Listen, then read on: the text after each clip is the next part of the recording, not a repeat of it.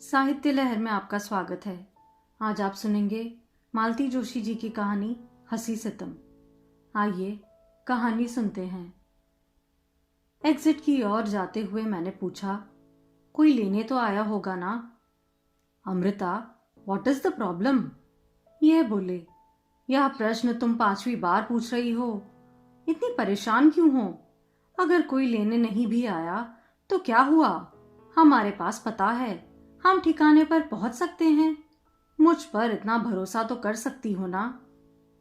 Sorry, मैंने कहा और सिर झुकाकर चुपचाप चलने लगी। क्या करूं, आदत से मजबूर हूं। नई जगह होती है तो मैं बुरी तरह से नर्वस हो जाती हूं। खुद भी परेशान होती हूं और साथ वाले को भी परेशान करती हूं। बाहर आकर ये बोले, हम लोग एक तरफ खड़े होकर प्रतीक्षा करते हैं। हम अपनी अपनी ट्रॉलियां लेकर एक और खड़े हो गए। इधर उधर देख ही रहे थे कि इन्होंने कहा, वह सामने बैनर देखो।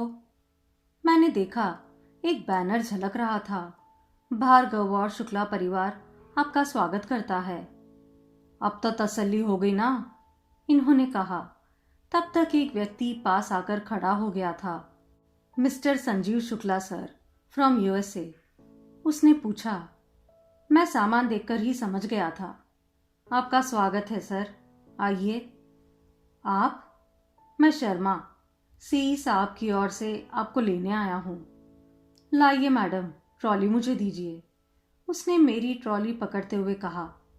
चलिए। हम लोग उसके साथ चल पड़े। उसने क्षमा याचना के स्वर में कहा, सामान के हिसाब से जरा बड़ी गाड़ी लाया था सर, तो थोड़ी दूर खड़ी करनी पड़ी है। नो प्रॉब्लम, इन्होंने आश्वस्त किया। गाड़ी के पास पहुंचते ही ड्राइवर लपक कर आगे आया। उसने अदब के साथ नमस्ते की और इनकी ट्रॉली थाम ली। गाड़ी की पिछली सीट पर सामान जमा दिया गया। बीच वाली सीट पर हमें ससम्मान बिठाया गया। सामने ड्राइवर के साथ शर्मा जी बैठ गए। गाड़ी के चलते ही मैंने सीट पर सिर टिकाकर आंखें मूंद ली। अब जब सफर समाप्त होने पर था तो थकान मुझ पर हावी हो रही थी। ये दिल्ली में 2-3 घंटे रुके थे, पर सफर अभी बाकी था, इसलिए रिलैक्स नहीं हो पाए थे। इसलिए निश्चिंत होकर मैंने आंखें मूंद ली। मंजिल कब आई हमें पता ही नहीं चला। आम्रपाली, उतर कर इन्होंने बोर्ड पढ़ा। भाई साहब ने तो कुछ और नाम बताया था। वो मैरिज गार्डन का नाम बताया होगा, मयूरपंख। ये होटल है। वर पक्ष को यहीं ठहराया गया है। आप लोग फ्रेश हो जाइए, फिर घंटे भर में हम लोग चले चलते हैं। लिफ्ट में चढ़कर हम 5वीं मंजिल पर पहुंचे। शर्मा जी ने हमें एक आलीशान कमरे में प्रवेश करवाया और कहा, मैं घंटे भर में हाजिर होता हूं सर, तब तक आप लोग तैयार हो जाइए। शाम 7 बजे जयमाला का कार्यक्रम है। हम लोग ठीक उसी समय पहुंच जाएंगे। और किसी की जरूरत तो नहीं है? हाँ। नाम क्या बताया आपने? शर्मा, प्रमोद शर्मा। इतनी देर से जो चेहरा पहचाना पहचाना सा लग रहा था, नाम के साथ एकदम जुड़ गया। तभी इन्होंने पूछा, अमृता, चाय पियोगी? अब उन नजरों में भी एक पहचान सी कौंधी, पर मैंने उसे तुरंत खारिज करते हुए कहा, चाय पीऊंगी, पर देसी, वो गर्म पानी पी पी कर बोर हो गई हूं। अभी भिजवाता हूं। और सुनिए, एक आधा कैंची या चाकू भी भिजवा दीजिए, ये टैक्स काटने पड़ेंगे। जी। और वो व्यक्ति बाहर चला गया। ये बोले, यह होता है सरकारी नौकरी का जलवा। चीफ इंजीनियर की बेटी की शादी है, पूरा अमला लगा हुआ है। यहाँ लाखों में कमा रहे हैं, पर ये शान, ये तामझाम कहाँ? सूटकेस खोलते ही इन्होंने कहा, पहले तुम अपना नहाना धोना कर लो, तब तक मैं थोड़ा लेट जाता हूँ, बड़ा थक गया हूँ। अब मैं तैयार होकर ही बाहर निकलूंगी, चलेगा ना? बिल्कुल चलेगा, ये बोले और जाकर लेट गए। मैं अपना सामान लेकर बाथरूम में घुस गई। बाथरूम तो सर्व सुविधा युक्त था ही, उससे लगा एक छोटा ड्रेसिंग रूम भी था। अपना सामान वे वहीं रखकर मैं नहाने चली गई। एकांत पाते ही प्रमोद शर्मा नामक वो नाम और चेहरा मनस्पटल पर उभर आया। मन कोई 20-22 साल पीछे लौट गया। उन दिनों मैं बीए करके घर में बैठ गई थी। छोटे तीनों भाई बहन कॉलेज में थे। सबकी फीस जुटाना मुश्किल था, इसलिए मेरी पढ़ाई रोक दी गई। माँ मुझे नौकरी भी नहीं करवाने देना चाहती थी। उनका ख्याल था नौकरी करने से लड़कियों के चेहरे की रौनक चली जाती है। आजकल माँ का एक ही काम था, हर मिलने जुलने वाले से यही अनुरोध करती कि मेरी अमृता के लिए कोई अच्छा सा लड़का बताइए।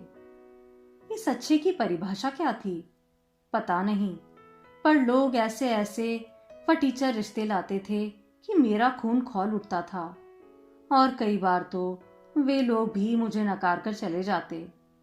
उन दिनों पड़ोस की सुमन दीदी पीहर आई हुई थी। उनका और मेरा अच्छा खासा बहनापा था, और इस समय तो मैं खाली बैठी हुई थी। उनका आना बहुत अच्छा लगा। उनका चुटकू मुझसे बहुत हिल गया था। दिन भर मेरी गोदी में चढ़ा रहता। एक दिन माँ ने दीदी से भी कह दिया, तुम्हारे इधर कोई अच्छा लड़का हो तो अमृता के लिए देखो। एक दिन दीदी बोली, चाची मैं इस रविवार को वापस जा रही हूँ। मेरा देवर प्रमोद मुझे लेने आ रहा है। उसने अभी अभी पॉलिटेक्निक से डिप्लोमा किया है, नौकरी ढूंढ रहा है। वह मिल ही जाएगी, पॉलिटेक्निक वाले खाली नहीं बैठते। आप चाहो तो अमृता के लिए देख लेना। वो मेरी देवरानी बनेगी तो मुझे बहुत खुशी होगी। माँ तो एकदम खुश हो गई। रविवार की सुबह श्रीमान जी पधारे। रात की गाड़ी से वापसी थी तो माँ ने उन लोगों को दोपहर के खाने पर ही बुला लिया था। खाने के बाद वे लोग जाने लगे तो मैंने चुटकू को अपने पास रोक लिया। लालच था इसी बहाने उन लोगों से फिर मुलाकात होगी। थोड़ी देर खेलकर बच्चा सो गया। मैंने माँ से कहा, इसे पहुंचा कर आती हूँ, और चल दी। दोनों घरों का आंगन मिला हुआ था। बीच में एक लकड़ी का गेट था। खोलकर मैं उस ओर गई। पीछे का दरवाजा बंद था। सामने वाले दरवाजे से जाने का सोचकर मैं बगीचा क्रॉस कर रही थी कि खिड़की से आवाज आई, भाभी आपको किस एंगल से वो लड़की सुंदर लग रही है समझ में नहीं आता। She is not only ordinary, she is below average. यकीन मानिए भैया जी, बहुत प्यारी लड़की है, पर मिडिल क्लास फैमिली की लड़की है। सजने संवरने का शौक नहीं है और उतने संसाधन भी नहीं है। वो तो नजर ही आ रहा है। घर की हालत बहुत ही खस्ता नजर आ रही थी। उनके पिताजी क्या करते हैं? हेड क्लर्क है कहीं, और 3-3 लड़कियां हैं। मतलब कुछ मिलने की भी आशा नहीं है? तो बताइए, जिसके पास ना रूप है ना रुपया है, उससे कोई क्यों शादी करेगा? इसके बाद सुनने की मेरी शक्ति नहीं थी। मैं दबे पांव लौट आई। अंकिता से कहा, तू छुटकू को पहुंचा दे, मुझे संकोच हो रहा है। हाय, दीदी शर्मा रही है। अंकिता ने चिकोटी काटते हुए कहा। मैं खून का घूंट पीकर रह गई। घर में घुसते ही सौंधी सुगंध ने स्वागत किया। क्या बना रही हो माँ? बेसन सेक रही हूँ। सुमन के लिए थोड़े लड्डू बना दूं? अभी तो उन्हें खाना खिला चुकी हो। खाने की बात अलग है। कोई अलग नहीं है, और तुम ये देने नहीं जाओगी। दीदी विदा लेने आए तो दे देना। मैं जानती थी दीदी नहीं आएगी, उनकी हिम्मत ही नहीं पड़ेगी।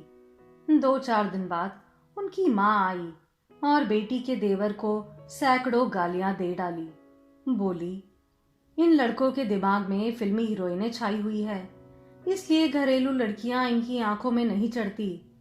अब बताओ, वे हीरोइनें इनके घर का चूल्हा फूकेगी, झाड़ू बुखार करेगी, पर इन नालायकों को कौन समझाए? यह एपिसोड वहीं खत्म हो गया, पर मन पर एक घाव दे गया। कोई महीने भर बाद मौसी और मौसा जी हमारे यहाँ मेहमान बनकर आए। 8 दिन बाद उनके रिश्ते में कोई शादी थी। लड़की हमारे ही शहर की थी, तो शादी यहाँ होने वाली थी। वे कुछ दिन पहले ही आ गए थे ताकि हमारे साथ कुछ समय बिता सके। उन लोगों के साथ 4-5 साल का कार्तिक भी था। विभा दीदी 2 साल पहले दूसरे प्रसव के दौरान चल बसी थी। वो बच्चा भी जाता रहा।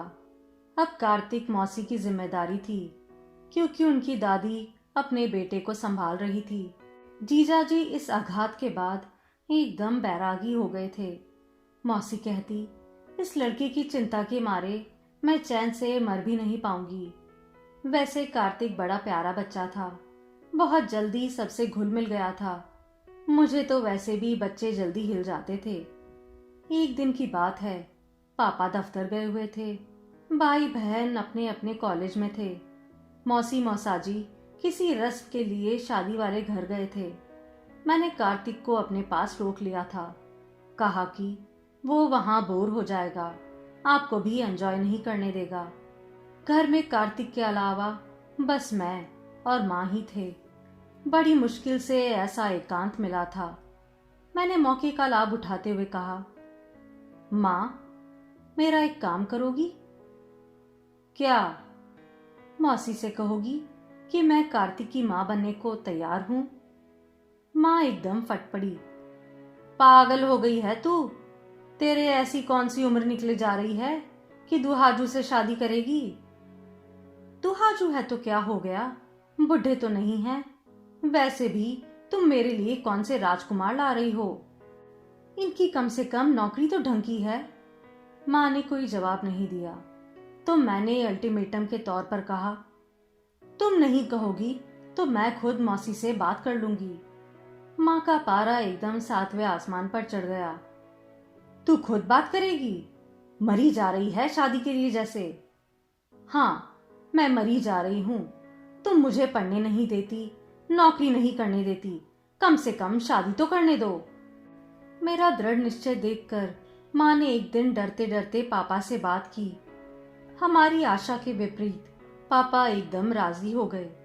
बोले, बात चलाने में क्या हर्ज है, जाना पहचाना परिवार है, लड़का देखा भला है, विदेशी कंपनी में नौकरी है, और क्या चाहिए। और अमृता को भी बच्चे से कोई ऐतराज नहीं, और मुझे लगता है इन परिस्थिति में उनकी कोई मांग भी नहीं होगी। फिर एक बेटी सस्ते में निकल जाए तो क्या बुरा है। मौसी से जब कहा गया तो वे एकदम निहाल ही हो गई। माँ को गले से लगाकर बोली, छोटी, तुम नहीं जानती तुमने मुझ पर कितना बड़ा उपकार किया है। मेरी सारी चिंता हर ली है, अब मैं सुख से मर सकूंगी। उम्मी, तुम बिल्कुल चिंता मत करना, दामाद मेरा हीरा है, हीरा, इसे पलकों पर रखेगा। और तुम खर्च की भी चिंता मत करना, मैं समझ लूंगी कि मैंने एक और बेटी ब्याह दी है। फिर 2 महीने के भीतर चट मंगनी पट ब्याह हो गया। उन लोगों ने कोई अपेक्षा नहीं रखी थी, इसलिए जो भी दिया गया उसमें भी खुश थे। मेरे साधारण रूप पर भी किसी ने कोई टिप्पणी नहीं की। बेटा शादी के लिए राजी हो गया था, सबके लिए यही संतोष की बात थी। अब तक का मेरा जीवन एक तरह से अभावों में ही बीता था। यहाँ आकर लगा जैसे स्वर्ग में आ गई हूँ। 1.5 साल बाद कुणाल गोद में आ गया था। सुख की एक तस्वीर पूरी हो गई थी। उठिए श्रीमान जी, बाथरूम खाली है। थैंक यू, इन्होंने अलसाए स्वर में कहा और उनिंदी आंखों से मुझे देखा। फिर वे आंखें क्रमशः बड़ी होती चली गई। अंत में वे उठ बैठे और बोले, क्या तुम वही हो जो अभी थोड़ी देर पहले भीतर गई थी? फालतू बातें नहीं, जल्दी से उठकर नहा लीजिए, हमें वहां जयमाला से पहले पहुंचना है। But you are looking gorgeous यार। Credit goes to Ananya. मतलब ये साड़ी भी उसी की है और ज्वेलरी भी। मैं कोई शादी की तैयारी से थोड़ी ही गई थी। बोली, माँ, अब आपके पास बैंगलोर जाकर लॉकर से सामान निकालने का समय नहीं है। मेरा सेट ले जाइए, घर की शादी है, अच्छे से पहन ओढ़ कर जाइएगा। So sweet offer. बड़ी समझदार है मेरी बहू रानी। समझदार सास की समझदार बहू रानी। वाह वाह, क्या कहने। मक्खन पॉलिश बहुत हो गई, अब नहाने जाइए। मैंने डपट कर कहा तो वे कपड़े निकालने चले गए। उन्हें बाथरूम में भेजकर ही मैंने दम लिया। और फिर कुर्सी पर आकर बैठ गई। पति की दृष्टि मुझे रोमांचित कर रही थी। अभी मैं उस पुलक से भरी हुई थी। उसी समय दरवाजे की घंटी बजी। मैंने उठकर दरवाजा खोला। मैं प्रमोद शर्मा। वे कुछ देर तक अपलक मुझे देखते रहे। 1 घंटे पहले उन्होंने मुझे देखा था। 20 घंटे के उबाऊ सफर के बाद थकी हुई सलवार सूट में थी और अब मैं लथपथ गहनों में एकदम अलग ही लग रही थी। पति की विस्मय विमुख दृष्टि मुझे पुलकित कर रही थी, पर यह दृष्टि मैं झेल नहीं पाई। आइए, मैंने कहा और कुर्सी की ओर इशारा करके कहा, बैठिए। ये नहाने गए हैं, बस 15-20 मिनट में चलते हैं। कोई बात नहीं, उन्होंने कहा। थोड़ी देर तक चुप रहे, फिर बोले, आप लोग क्या यूएसए में ही रहते हैं? नहीं नहीं, हम लोग तो बैंगलोर में रहते हैं। मेरे दोनों बेटे यूएसए में हैं। बड़ा जॉब करता है, छोटे ने इस साल एमबीए में दाखिला लिया है। आपका बेटा जॉब में है? उन्होंने आश्चर्य से पूछा। हाँ, पिछले साल उसकी शादी भी हो गई। दरअसल मैं बहू की डिलीवरी के लिए गई हुई थी। फिर ये भी पोते को देखने आ गए थे, तभी ये शादी निकल आई। अनुपम यानी कि दुल्हा मेरा भतीजा है, जेठ जी का बेटा, तो टूर कट शॉर्ट करके वापस आना पड़ा। आपके बेटे की शादी भी हो गई है? हाँ, क्यों? मेरे हिसाब से तो आपने शायद मुझे पहचाना नहीं है। जी, नाम तो पहचाना सा लग रहा है, पर हिंदुस्तान में शर्मा वर्मा तो इफरात से होते हैं ना। मेरी भाभी का मायका आपके पड़ोस में था। भाभी मतलब? सुमनलता। तभी आपका चेहरा देखा हुआ सा लग रहा था, पर माफ कीजिए, आप में काफी परिवर्तन आ गया है, इसलिए मैं पहचान नहीं पाई। परिवर्तन तो आप में भी बहुत आया है, पर वे गुणात्मक है। मतलब? उन्होंने कोई जवाब नहीं दिया। फिर मैंने ही कहा, आपका हिसाब बिल्कुल ठीक था, बड़ा वाला मेरा नहीं है। मतलब? सर कहते हुए उनकी आवाज कांपी थी। दूसरी शादी? जी, मेरी मौसेरी बहन ही ब्याही थी। पर आपने एक्सेप्ट कैसे कर लिया? जान पहचाना परिवार था, अच्छी नौकरी थी, उम्र भी ज्यादा नहीं थी, और फिर जब अपने पास ना रूप हो ना रुपया हो तो ऐसे समझौते करने ही पड़ते हैं। पर विश्वास कीजिए, सौदा घाटे का नहीं रहा। मैं बहुत खुश हूं। वे तो नजर आ ही रहा है। तभी बाथरूम का दरवाजा खुला और आवाज आई, I am ready. Thank you very much. औरतें बेचारी यूं ही बदनाम है कि तैयार होने में देर लगाती है। श्रीमान जी, आपने भी पूरा आधा घंटा लगा दिया। अरे, हम लोगों को शेव भी तो करनी पड़ती है। अच्छा, शर्मा जी आ गए हैं क्या? शर्मा जी, बस 5 मिनट और लगेंगे, जूते पहन लो। No problem. उनका वाक्य अधर में ही रह गया। शायद वे नो प्रॉब्लम सर कहना चाहते थे, पर ऐन वक्त पर उन्होंने सर को खारिज कर दिया। सपाट स्वर में बोले, टेक योर टाइम। स्वर से विनम्रता का फूट एकदम गायब था। हम लोग बाहर लिफ्ट के पास आकर पहुंचे तो इन्होंने पूछा, मैडम, वे बैग कहाँ है, नीला वाला? ओह, वो तो मैं अंदर ही भूल गई। मैं लौटने को हुई तो इन्होंने मुझे बोला, मैं लेकर आता हूँ, बस कहाँ है वे बता दो। मेरे सूट में ऊपर ही रखा हुआ है, और सूटकेस खुला हुआ है। सॉरी, कहकर मैंने गर्दन झुका ली। इनके जाने के बाद मैंने अपनी जेब मिटाने के लिए कहा, शादी में आपकी मिसेस भी आई होगी ना, परिचय करवाइएगा। मैं सचमुच उनकी पत्नी को देखना चाह रही थी। क्षण भर को लगा उनके चेहरे पर शर्म पुत गई है। स्टाफ की पार्टी परसों ही हो गई थी ऑफिस में, आज तो सिर्फ लड़के वाले और वीआईपी हैं। साफ लग रहा था कि यह बात कहते हुए उन्हें बेहद कष्ट हो रहा था। उसके बाद वे जो चुप हुए तो पूरे रास्ते मुंह नहीं खोला। एयरपोर्ट से आते हुए उनकी रनिंग कमेंट्री लगातार चल रही थी। उस समय मुझे इतनी नींद आ रही थी कि उनका बोलना अखर रहा था। अब उनकी चुप्पी खल रही थी।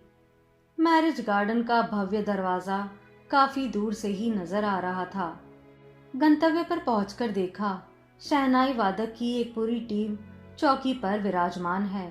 पूरा परिसर रोशनी में नहाया हुआ है। गाड़ी रुकते ही ड्राइवर ने फुर्सत से इनका दरवाजा खोला। पिछले बार मेरा दरवाजा शर्मा जी ने खोला था, पर इस बार उन्हें जैसे याद ही नहीं रहा।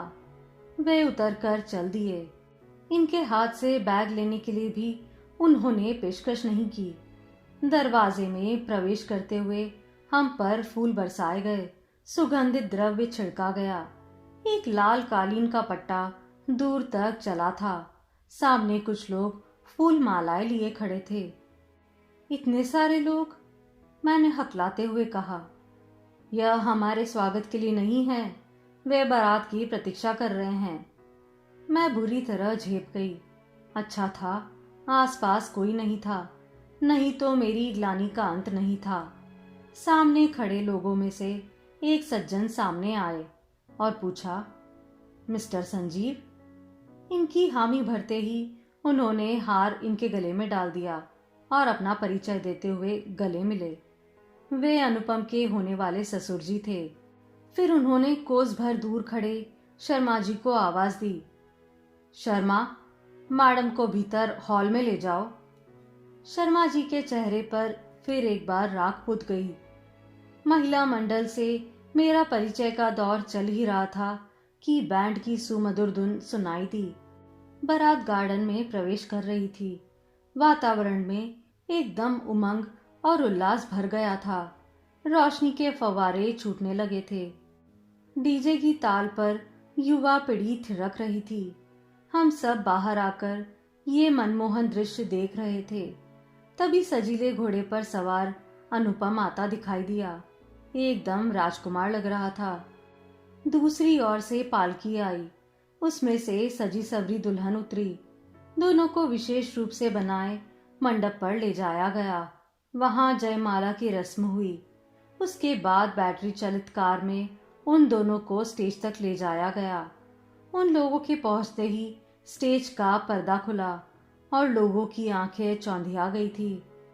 अभूतपूर्व विद्युत सज्जा थी। वैभव और सौंदर्य बोध का अद्भुत सौजन्य था।